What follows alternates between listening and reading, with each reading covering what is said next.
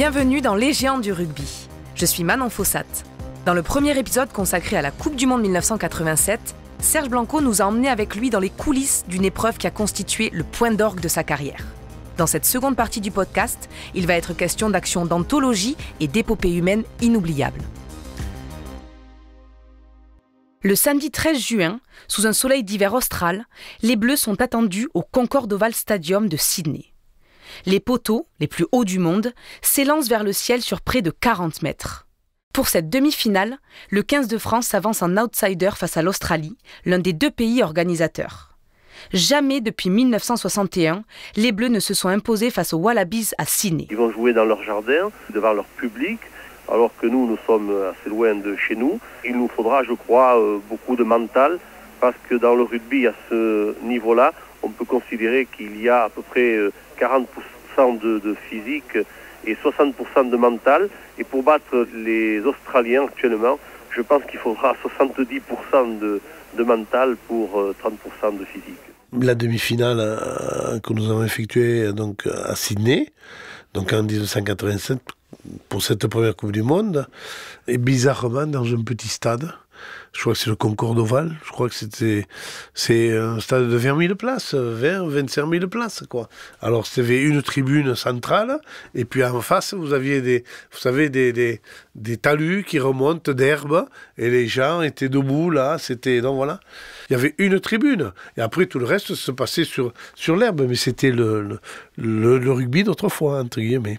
Et même dans ce petit stade, où il n'y avait peut-être pas encore 20 000 personnes, mais même dans ce petit stade, on sent qu'il y a un engouement qui est complètement différent par rapport à ce qu'on a vécu jusqu'à maintenant. On a senti que là, maintenant, il se passait quelque chose. Autant dans les matchs de poule, personne n'était présent, pratiquement. Autant là, des avions sont arrivés de la France, de tous les pays britanniques. Les Australiens sont un peu plus concernés, les Néo-Zélandais exactement pareil. Donc c'est-à-dire que là, on sent qu'il y a quelque chose qui est en train de se passer. L'atmosphère, en tout cas ce que moi j'ai ressenti, c'est que nous étions en train de gêner une vision future prévue par beaucoup de personnes. C'est-à-dire dans le monde du rugby, on prédisait qu'il y aurait une finale Nouvelle-Zélande-Australie. Mais quand on s'est présenté en Australie donc pour préparer cette demi-finale contre les Australiens, Alan Jones, l'entraîneur, a été un peu suffisant. Donc ça nous a véritablement motivés.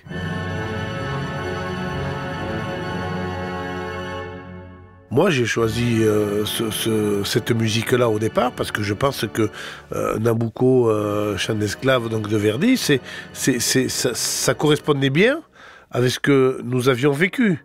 On était agressés par nos propres médias. Alors, je ne dis pas que c'était injuste, mais vous savez, c'est toujours injuste quand vous êtes sur un terrain et que vous pensez que, ça va, il ne faut pas en faire des tonnes quand même. Et puis après, par notre entraîneur, par l'opinion publique, par l'entraîneur de l'équipe d'Australie, voilà, quoi, au bout d'un moment, ça suffit, quoi. Donc, les avants étaient dans leur monde et nous, on avait besoin d'être dans le nôtre. Et au fur et à mesure, quand on écoutait donc cette musique de Verdi, on sent que ça part tout doucement. Et puis, au fur et à mesure, ça monte. Ça monte.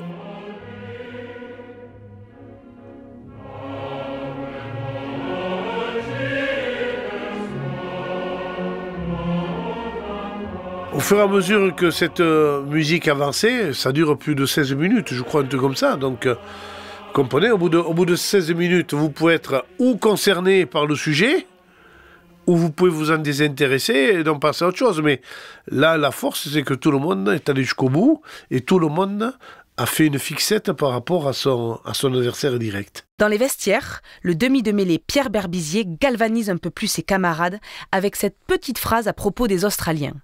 Ils ont tué l'événement, on va le recréer.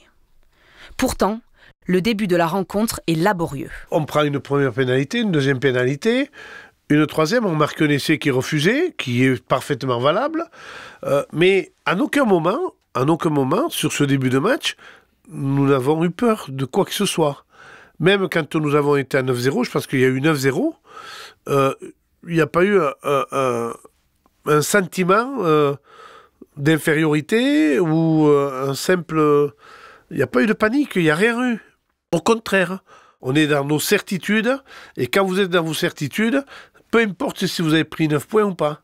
Ce groupe était en osmose ce jour-là. C'est-à-dire qu'on était tous connectés pour un seul objectif. Dans ce stade champêtre, tout acquis à la cause des Australiens, les Français tiennent le choc. Juste avant la mi-temps, le deuxième ligne tricolore Alain Lorieux, qui effectue peut-être le match de sa vie, inscrit un essai. Les Bleus n'ont plus que 3 points de retard. Commence alors une seconde mi-temps totalement folle et indécise. On est à égalité, 24 partout, il reste quelques minutes, et en tout cas, on est satisfait parce que, dans un premier temps, si le match s'arrête, on va dans des prolongations, et puis après, on aura encore la chance de montrer ce que l'on sait faire. Et là, ça part sur une mêlée, introduction en France, Pierre Berbizier me passe le ballon, moi je fais une passe en veux-tu en voilà qui aboutit avec un rebond pour Patrice Agisquet, Patrice déborde, met un coup de pied, Alain Lorieux qui sort de ses où. Contre Campese, en tout cas embête Campese dans la reprise du ballon. Et on récupère tout simplement le ballon, et puis après il y a cette continuité. 3 Australiens qui attendent du soutien, qui retrouvent à l'intérieur champ. Rodriguez maintenant. C'est Laurent Rodriguez qui récupère le ballon et qui me le transmet, qui me le donne. Et puis bon, après il faut courir, aller marquer un coin, quoi, voilà. L'équipe de France en finale de la Coupe du Monde. Oh, c'est formidable, c'est historique. Mais ça, le jour où j'ai posé le ballon, dans ce match, à la minute où je l'ai posé, ça a été une récompense, mais pas une récompense pour Serge Blanco. Ça a été une récompense parce que c'était notre groupe qui sortait vainqueur de cette situation. Et c'était tout ce qu'on avait enduré, tout ce qu'on s'était fait engueuler, tout ce qu'on avait partagé. On était, voilà.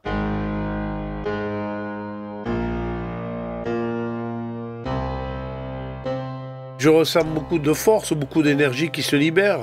Voilà, c'est du pur bonheur, c'est un pur bonheur. Mais comme je vous le disais, c'est pas un sentiment particulier à Serge Blanco. Si j'ai pu arriver à ça, si j'ai pu arriver à ce résultat-là, c'est parce que je me suis senti poussé, quoi. Poussé par les autres. Voilà. Pierre Berbizier, qui est le premier qui vient et on se saute dans les bras. Et Pierre Berbizier, je joue depuis junior. J'étais en équipe de France junior avec Pierre Berbizier. Au centre, il y avait Berbizier, Codorniou. Donc, c'est-à-dire que ce sont des aventures humaines. C'est pas ponctuellement qu'on a eu la chance de faire un match de rugby. Voilà. Et donc, c'est cette force qui se libère. Voilà. C'est véritablement une force. Ce groupe, après la demi-finale, est un groupe exceptionnel parce que... D'abord, on ne rentre pas directement dans les vestiaires, on savoure. Et à l'époque, les supporters pouvaient rentrer sur le terrain, chose qui est impossible aujourd'hui. Et je me rappellerai toujours de cette image. Après, et je vois Eric Champ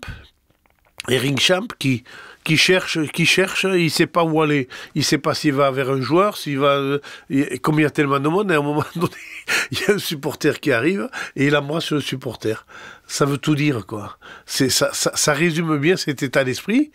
Et c'est vrai que après, au bout d'un moment, on est allé boire une bière dans le vestiaire, on s'est détendu, on s'est douché. Et une fois que nous étions seuls, on est ressortis sur la pelouse, tous ensemble, on est allé chanter. Voilà, on est allé se dire ce qu'on avait besoin de se dire. Et on a entamé un chant basque et on a fait en sorte que ce moment reste inoubliable. Voilà. Cette victoire historique contre les Australiens procure un engouement sans précédent en France. On a reçu des milliers de télégrammes. En pleine nuit, on est réveillé par des supporters enthousiastes qui ne s'en rendent pas compte qu'il y a 10 heures de décalage, mais que les joueurs ont besoin de dormir et les dirigeants aussi. Mais comme ce sont des appels du cœur, ce sont des des supporters inconditionnels qui nous disent tout leur bonheur qu'on ait gagné et qui souhaitent bien sûr la victoire prochaine.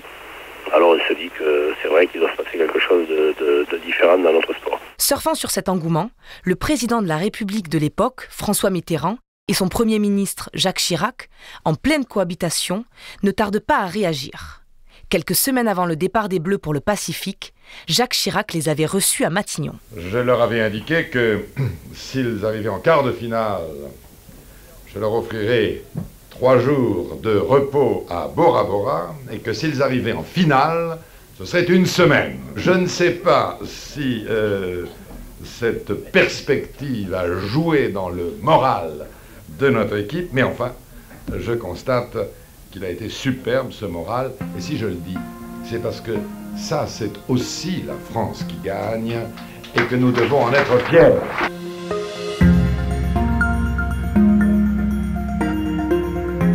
Après la victoire historique contre l'Australie, Jacques Fouroux laisse 48 heures de liberté à ses joueurs avant d'affronter les redoutables Blacks que les Bleus ont battus quelques mois plus tôt lors d'un test match à Nantes.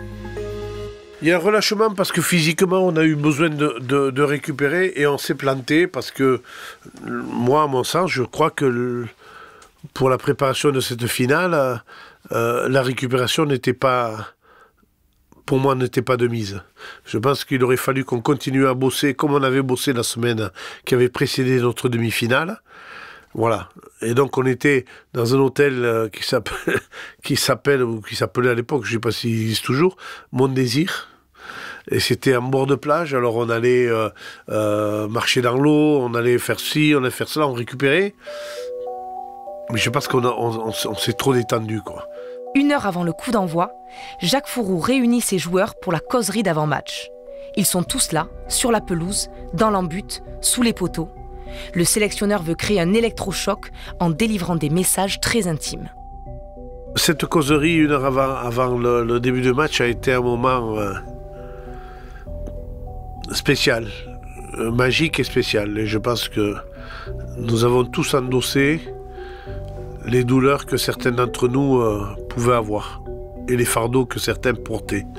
Donc ça nous a énormément perturbés, mais énormément. Il se dit des choses que je ne peux pas révéler. Il y a des choses qu'on ne peut pas partager. Voilà, on les partage entre nous. Moi, j'ai des amis en particulier, voilà, qui vivent des vies un peu spéciales parce que il y a certaines choses qui font que tous les jours ça rigole pas, qu'il y a des gens qui doivent s'occuper de certaines autres personnes. Enfin bon voilà. C'est-à-dire qu'on était concernés véritablement par les préoccupations que pouvaient avoir certains coéquipiers. Et ça, c'est la plus belle chose que nous ayons partagée dans cette finale. Même si on l'a perdu, ce moment-là nous a encore un peu plus ressoudés, recentrés sur nos vies personnelles. Et maintenant, près de 30 ans après, ou 35, je regrette pas. En fin de compte, je regrette pas parce que c'était peut-être ça l'apothéose et c'était peut-être ça notre bâton de maréchal et notre victoire de la Coupe du Monde.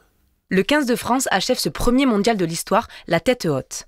La défaite 29-9 est logique, mais finalement assez anecdotique au regard de l'aventure humaine extraordinaire vécue par Serge Blanco et ses camarades. Il y a un fait exceptionnel, c'est que le lendemain de la finale, nous sommes à l'hôtel et les Blacks viennent et nous partageons le repas du dimanche midi. Voilà. Ils sont venus avec femmes, enfants, voilà, à notre hôtel et voilà, comme si on n'avait pas joué la veille. Voilà. Et ça, c'est des souvenirs mais inimaginables. Ça vaut tout l'or du monde. On n'a pas fini premier, on est fini second. Il y a un tel respect d'une telle équipe qui vient et qui vous a battu et qui a assez d'humilité pour venir le lendemain pour partager ce moment exceptionnel, quoi. Au même titre que je fais un petit rétropédalage, en quart de finale, quand nous avions gagné contre les Fidjiens, on a passé une soirée avec les Fidjiens qui était exceptionnelle. Soirée de chant, d'allégresse, de partage. Voilà. Et je pense que dans une autre Coupe du Monde, on a vu ça après. C'est pas possible, parce qu'après on est rentré dans un système qui voulait que le rugby commence à changer. Et c'est tout ce que je retiens. De l'amitié, des échanges avec les gars avec qui j'ai joué, mais surtout contre qui j'ai joué. C'est-à-dire que vous avez vous savez, il y avait la barrière de la langue, surtout à cette époque-là. Maintenant, tous les joueurs parlent anglais, les Anglais parlent français, font des efforts. C'est-à-dire qu'il y a une osmose linguistique qui est exceptionnelle. Mais nous, de par des gestes, de par des tapes sur l'épaule, de par des regards, on se comprenait quand même. Et on partageait quelque chose. Voilà.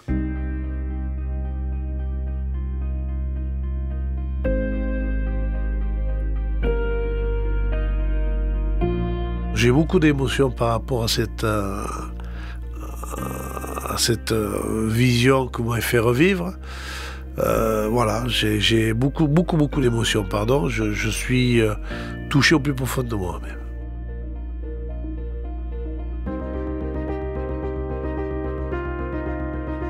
Vous venez d'écouter Les Géants, un podcast Europe 1 Studio, produit par Sébastien Guyot et réalisé par Christophe Davio. Si vous avez aimé, n'hésitez pas à vous abonner sur votre plateforme d'écoute préférée. C'est gratuit. À très bientôt pour le prochain épisode avec un autre géant du rugby.